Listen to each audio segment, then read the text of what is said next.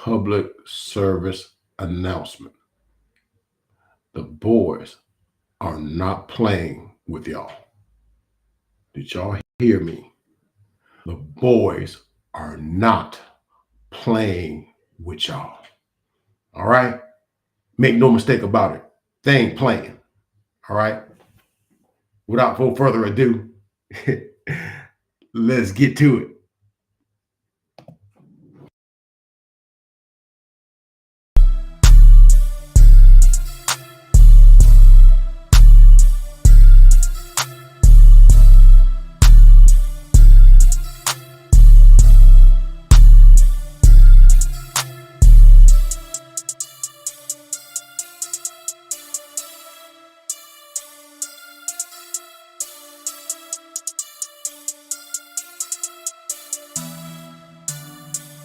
Two times on the beat. What's good, people? It's your boy, Uncle Fred, back in the house, back in the saddle. One more again. Little content, little thing. Had a little game tonight. We're going to kind of like run over some stuff with you and talk to y'all about some of that stuff. Go ahead and hit that like, comment, subscribe, and let's become a part of the Uncle Fred Sports Experience. For I guarantee you will not be disappointed. So first of all, I want to apologize to those that kind of been looking at Uncle Fred. I noticed some of the video with the Rants trade. I got maybe 500 live views on that. And that's big for somebody at my level. That's big, and I appreciate everybody that tuned in to watch that. But ever since that video, it's been a couple of weeks ago, been doing the channel's been undergoing some changes. Just so you know, I kind of had been working this particular channel, and I have been telling you guys a couple of weeks ago that I've been going doing stuff at my church every day with a project and stuff.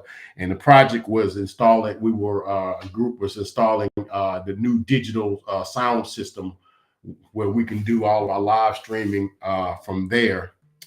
And so what I had been doing prior to that is that the same YouTube stream channel service I was using was also that the church was using. We were just using two different portals, if you will. It was just one portal here, one portal there. We'd always have to undo this and shift this over here to do that. But now, in order to when they set up the new thing there, I had to, get mine set up where it's all self-contained with mine and stuff. I had to redo some stuff, resubmit some stuff, and so it's been a week or two going. So there's a lot of things I want to talk to you guys about. The final 53 and all the stuff and all the crap that has been going on as the first week was coming upon us, and never got a chance to talk about that. But the game came tonight. And the screen says it right now. Cowboys dominate 40-0. That's right. I said it. 40-0. Okay. And the way the Cowboys played, they got mad. Okay. They got mad at, I don't know, pick a person. The national media, the naysayers, Colin Cowherd, Cynthia Freeland, Tiki Barber, whoever, they all got, I watched some different things. A lot of people were picking the Giants. And so, yeah, they've been hearing all that and they said enough already. Dak Prescott worst quarterback in the NFL. They heard that. All right. Tiki Barber had the nerve to go on national TV on a radio show and said he would take Daniel Jones 20 times before he take Dak Prescott.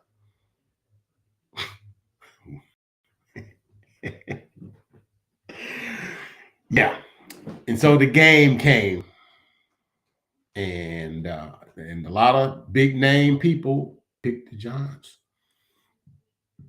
A girl was on NFL Network. I think it might have been Colleen Wolfe, if I'm not mistaken, said that the Giants ought to be mad that the Giants were 3-point underdogs in their own building and to a team that they're obviously comparable to. I mean, look at what they did in the offseason. I mean, and don't get me wrong, they had a great draft.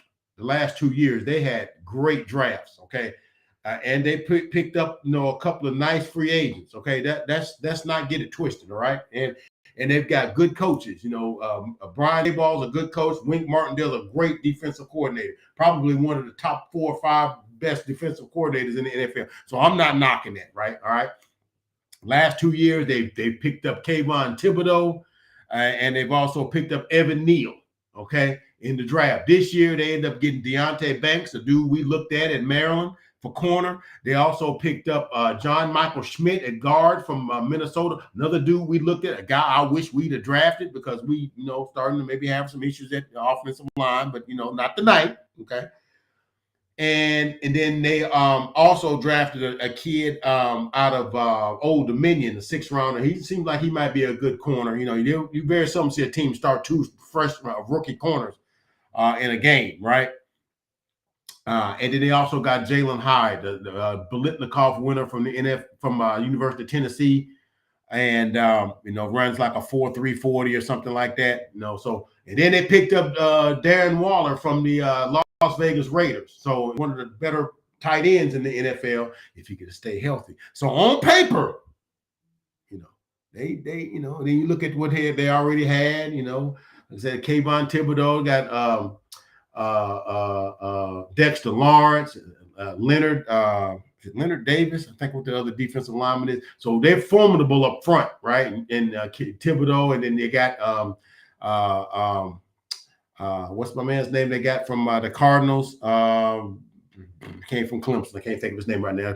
But I mean, they got some good personnel, right? So, but they said they should be upset that they're a 3-point underdog to a team like we didn't do nothing in the offseason. Like we didn't just go out and get Stephon Diggs. We didn't just go out and get Brandon Cook. We didn't go out and just draft Mozzie Smith, right? We didn't do any of those things. We didn't have a good draft ourselves, right? We didn't go out and get Demarion Overshawn, who got hurt, but he was going to make an impact on this team and things of this nature. And so Deron Bland's not going to have a bigger role, and Israel McQuamu not going to have a bigger role in it. So we didn't do anything, right? We stayed pat. They got better, right? So that's what the narrative was, right? And then they kicked the thing. They fooled around and kicked the thing off. And all HEW hockey sticks broke loose. Now, I'm going to admit to you, I was getting a little frustrated in the first drive because they drove about 16 plays and about 59 yards. And so, yeah, they did. They went, 11 plays and like 59 yards. And they ended up having a fumble that went back to, the Daniel Jones was able to get back on and they kicked the field goal, tried to kick a field goal. And all broke loose. My man, Wanye, I was going to say Wanye Morris from Boys to Men. I was like, dang, they're going to the end of the road, man. But Wanye Thomas, number 30, right? From, I want to say it was Purdue. I think it's where he's from. Block comes in from the left side, blocks the kick, and picked up by no other than, say it with me all together, Noah Ogbenogamy. Okay? Ogbenogamy. Okay? The guy that we got for the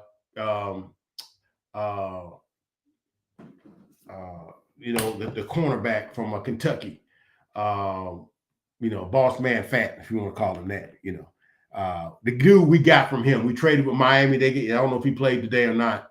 And we got him back, and he's supposed to be a guy, and they end up on special teams and stuff. So he's on special teams, and he picks that thing up, and he's scooting down the left sideline. And I'm looking at him because I didn't know who it was. It was number 19. I'm sitting there like, oh, when the heck we get Amari Cooper back, right?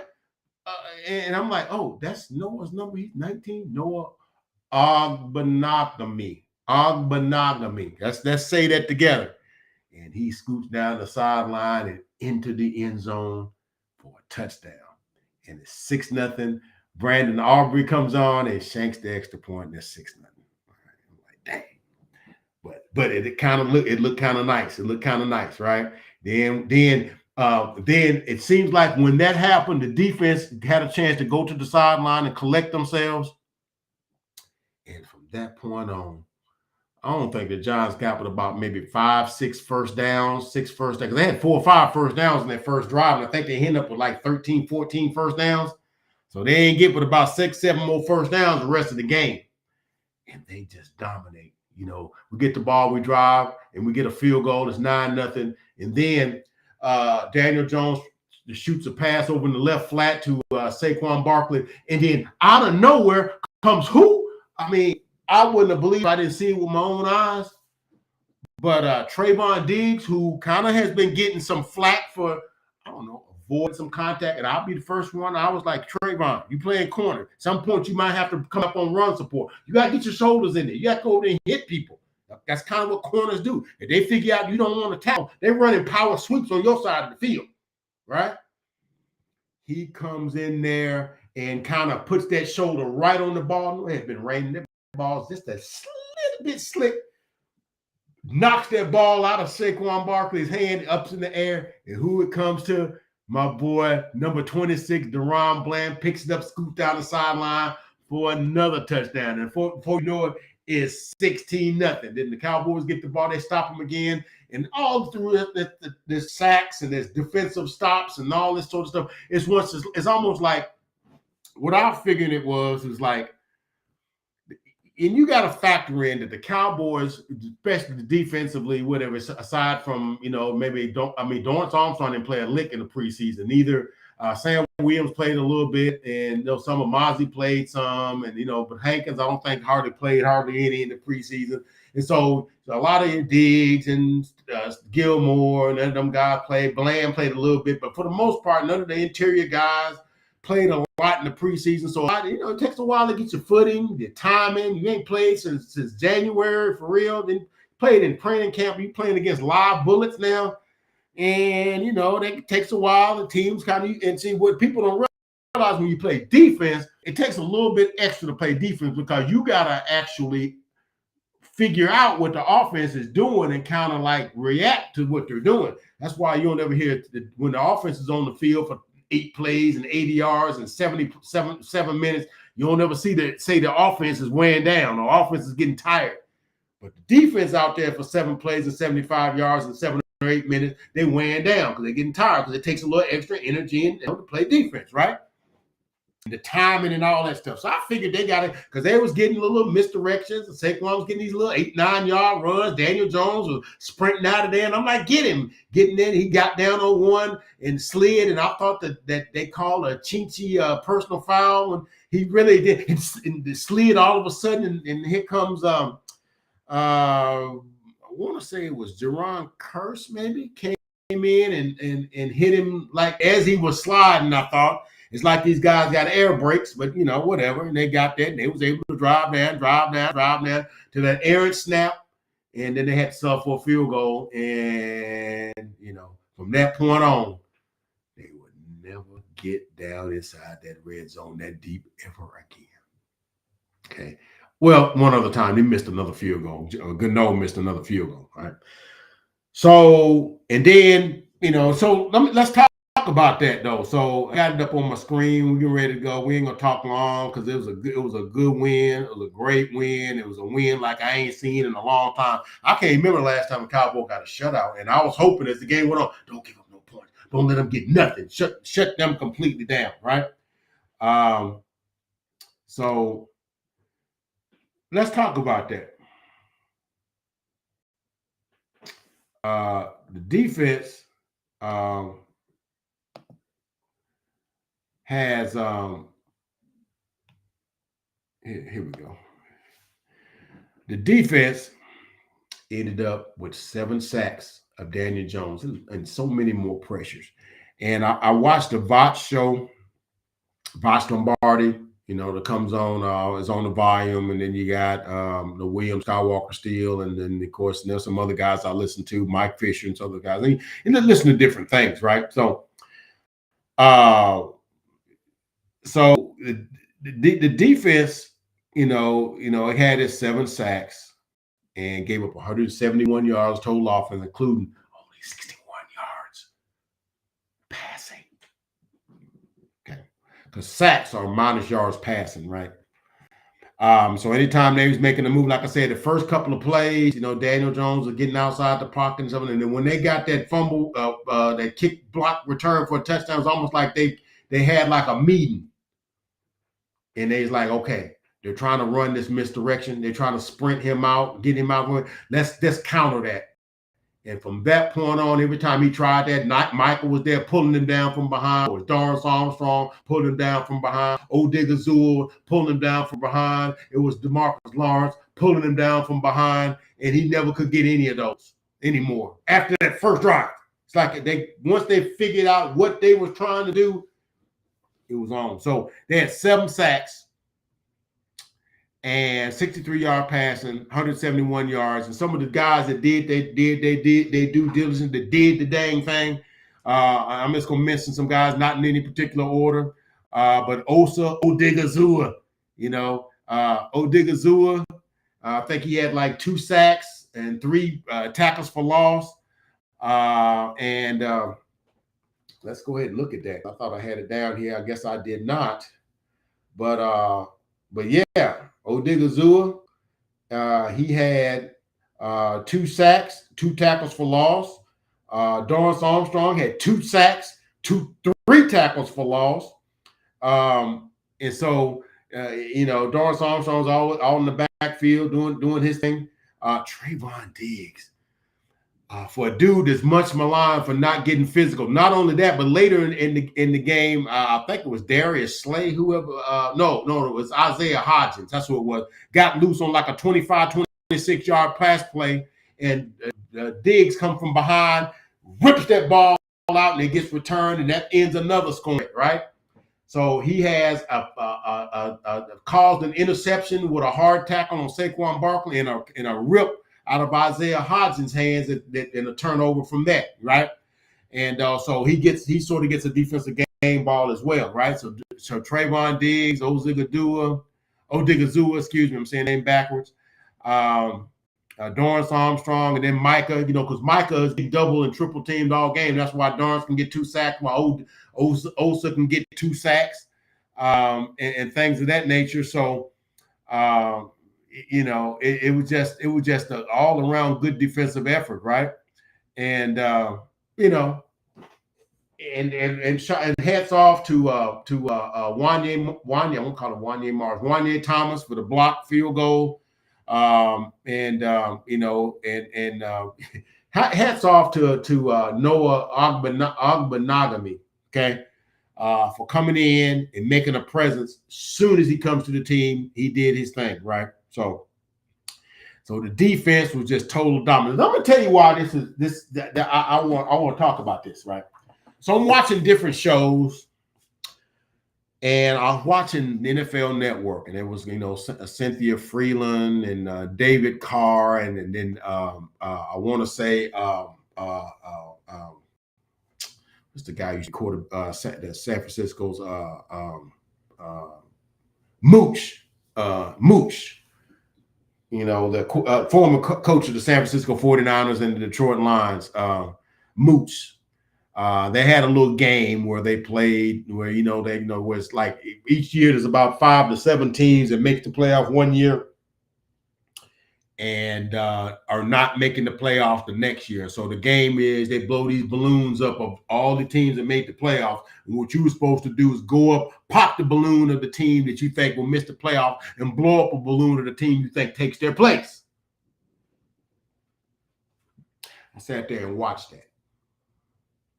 And I saw Cynthia Freeland, who I like her. cute girl. She knows her football too, She walks up with all of the prim and audacity, and that's what like how somebody goes when they know the answer when the teacher's asking a question and they just know the answer and the confidence that they stride up with. She strided up there and grabbed that Cowboys balloon and popped that thing with all of the audacity and then went over there and blew up the Detroit Lions balloon and said, yeah, they're going to take that because I just don't think the Cowboys are really that good. I think they're overblown. I think that's all.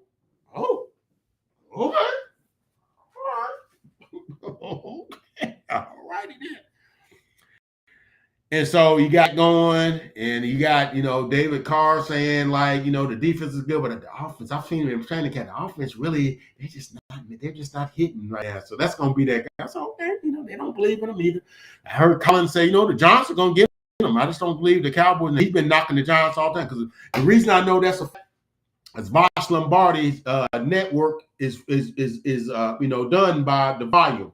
So he's in the studio with Colin Cowherd every day. So he's like, I'm gonna give Colin, the business. Okay. And so the one of the girls that's on the volume, he gave her the business last week. Liz Fears? Is that think what her name is? Liz. He got on her about the same thing. Because it's sort of a thing that the Cowboys just not they're gonna mess up the thing, or Stephen A. or any of these people, right? And so I want them to get shut the heck up because you thought the Giants was going to do to us, and there was a guy that called into the Vox show, some dude in New Jersey, New York, named the Chef or something, and this guy was talking mad cash. He was talking some mad stuff, man. Talking about like how the pieces they added around Daniel Jones, all these specialty pieces. I said, they're going to be an offense like Kansas City. And I'm saying and they were like, Kansas City? You trying to say Daniel Jones is like some sort of version of Patrick Mahomes? Now, Patrick Mahomes didn't look all that great on Thursday night, but he got some pieces missing. And I don't care how good you are, you got to have some help. But I think Daniel Jones actually has more help than Patrick Mahomes do right now. Because Kadarius Toney, one catch for 1 yard. And I think all the receivers that the Giants had was better than he was on Thursday. Right? But I'm digressing. But the way that you can fix your mouth to say that Daniel Jones and daggum Patrick Mahomes in the same sentence, boy, you should have your words taken from you, not ever speak again. You ever compare them, right? But and he said he had the unmitigated gall to say that, man, they're gonna have stuff ready for us. They're not that good. We're not that good on the run anymore. We're gonna misdirection. We're gonna do the same thing the Eagles do, run that zone read, sprint draw stuff, and dive play up the middle, and we're gonna run that, and then we're gonna hit them over the top. And they was going to score 40 on our defense. And Will Skywalker still almost had a daggum conniption on screen. He's like, you're going to score 40 on Dan Quinn defense. Oh, okay. All right. That team 40. Okay. And I would like that information. So Chef, I know you don't watch my channel, but this goes out to anybody that knows that guy. Not only did you not score 40, but y'all gave up 40. Y'all didn't score nil. 40-0. And trust me, you can say all you want about, they didn't play nobody. I was talking to somebody that, well, Johnson. Yeah, but they're the only team that got shut out today. They didn't score a point. Arizona scored some points. They scored 16 points. They're probably the worst team in the NFL. They scored some points. And so they got shut out. Nobody wants to be shut out. You think Brian Daboll, the offensive mind and genius that he's supposed to be, whatever, ever thought in his wildest dreams that he'd get off the bus, got off the train, whatever he got, that they would, at the end of the day, they'd come up home with a goose egg? Do you actually think he thought that? I guarantee you he didn't. So nobody likes to get shut out, okay? But they held on, got the shutout. Okay, and I just mentioned some of the guys on defense that did their thing. They did the daggum thing. And I just wanted to let them know that some people that said some things, talk mad cash. We got mad levels of disrespect, right? And I'm not saying, and I'm not going to be one of these fans. As soon as we win a game, we go into the Super Bowl, we win the Super Bowl. I'm not saying that. But I do know that all that aggression and all that pent-up stuff and all the white noise that Dak talks about, that we try to tune out, they tune it out, but you know they hear it. And all the fights and the scuffles that's going on in training camp, they were just waiting to be able to play somebody else. And they said, whoever they're playing, they're going to know they've been in a fight. And it has happened to be the Giants. And they got bloody to a 40-0 beatdown, right? And so, yeah, 40-0. Yeah, 40-0. All right. So you think we got a pretty good defense? Yeah, I'd like to say we got a pretty good defense. I think we're going to get better. Okay. Mosley's going to figure that thing out, and he's going to be dominant. Okay. Him and Hankins going to be tag teaming in that middle. Odigazor's getting better because you can't block Michael with one dude, man. So a lot of these dudes going to eat because Michael getting double and triple teamed, and he just going to make them dudes get 4-5 sacks because he on the field. So 7 sacks, could have had 3 or 4 more. A couple of them was negated by penalty. They could have had 8-9 sacks. 40-0 shut, right?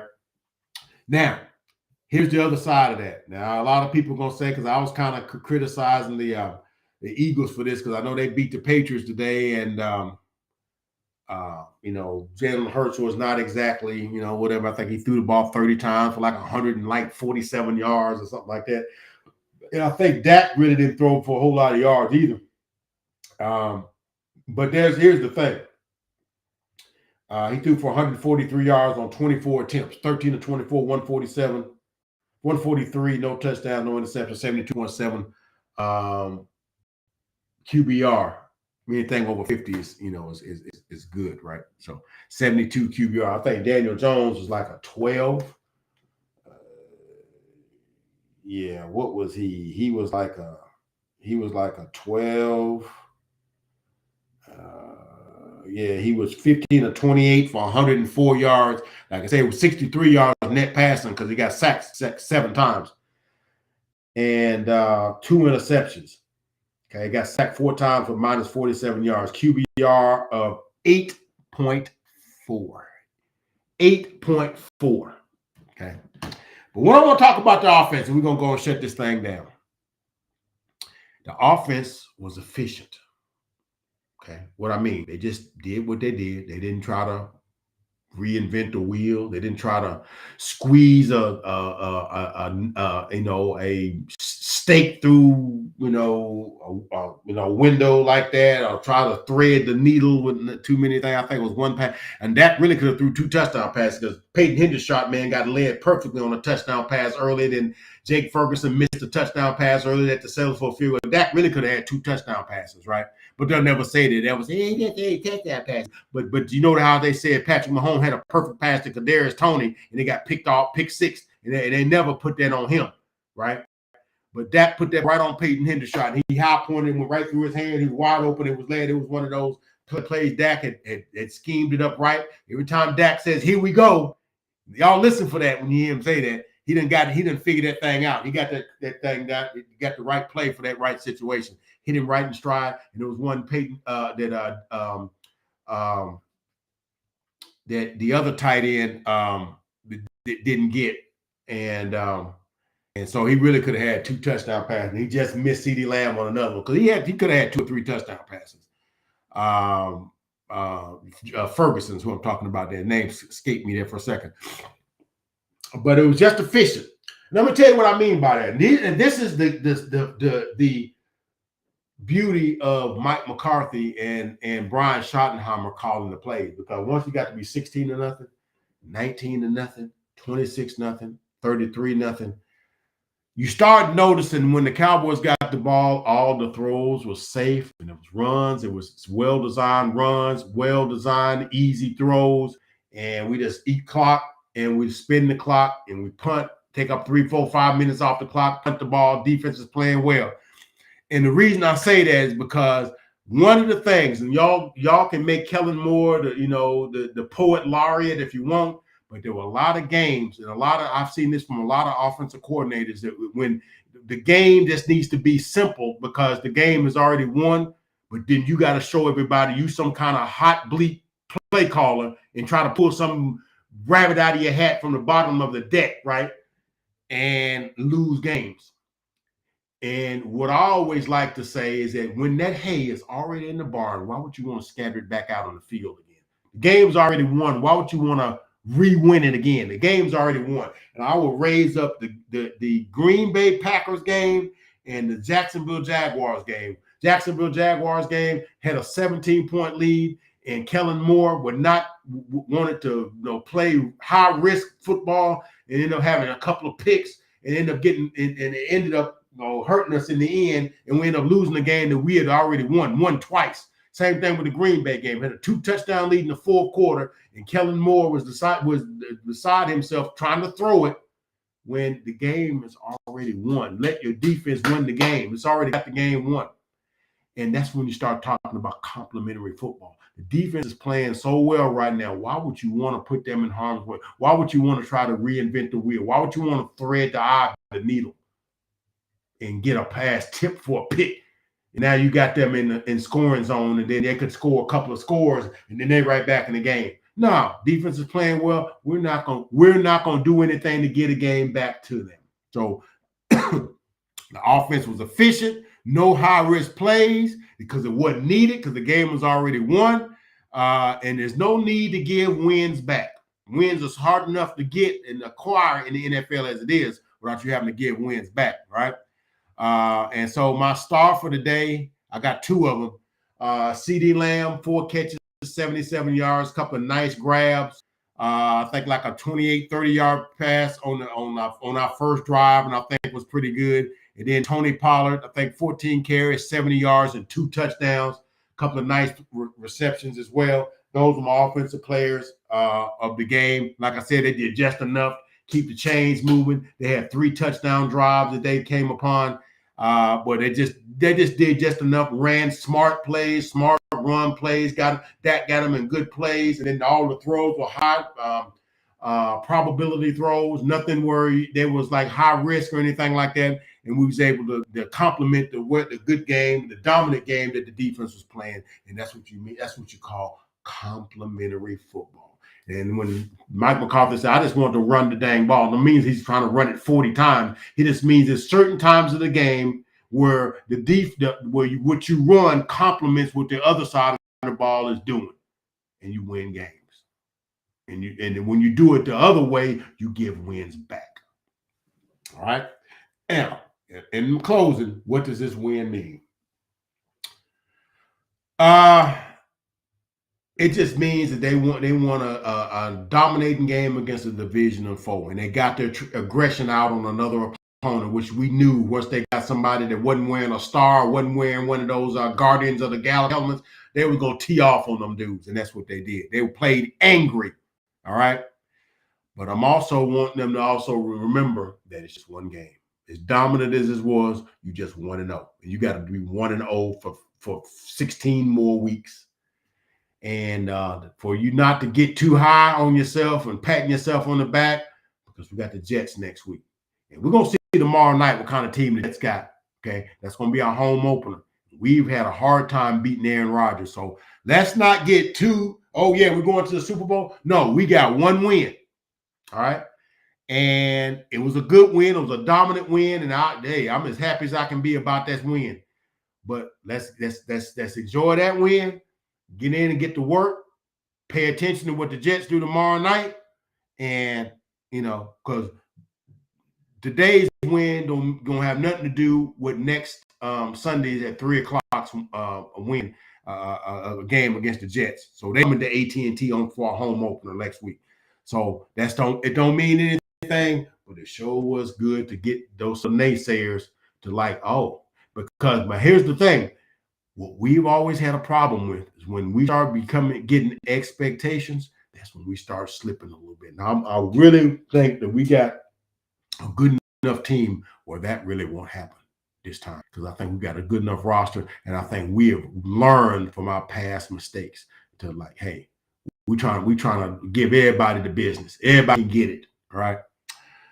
So that's all I got today, man. Cowboys, and I'm telling you, I gotta say this. They went to the break.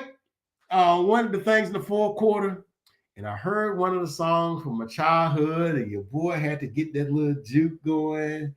And it was the Houdini. Freaks come out at night. The freaks come out at night. The freaks come out. Freaks come out. I was like, oh boy, take me back to 1984. Your boy's about 16 years old. I was like, oh man, that just felt good to hear that on the little interlude on one of the commercial breaks. I digressed. I'm sorry. I had to do that. Crazy things come out when you get a cowboy win. It just makes everything, man. Food tastes better. Wife looks at you different. Everything that your kids are more respectful. Everything just better when the Cowboys win. It just is. But that's all I got, man, from the desk of Uncle Fred. Once again, the Cowboys go into East Rutherford, New Jersey, and MetLife Stadium, and they open up a can of whooping on the Giants to the tune of 40-0. And we're going to enjoy this one. But it's back to work tomorrow because we got another game in about 6 days. Okay. That's all I got. Please like, comment, and subscribe. And become a part of the Uncle Fred Sports Experience. For I guarantee you, you will not be disappointed. That's all I got. God bless. Catch y'all on the next video.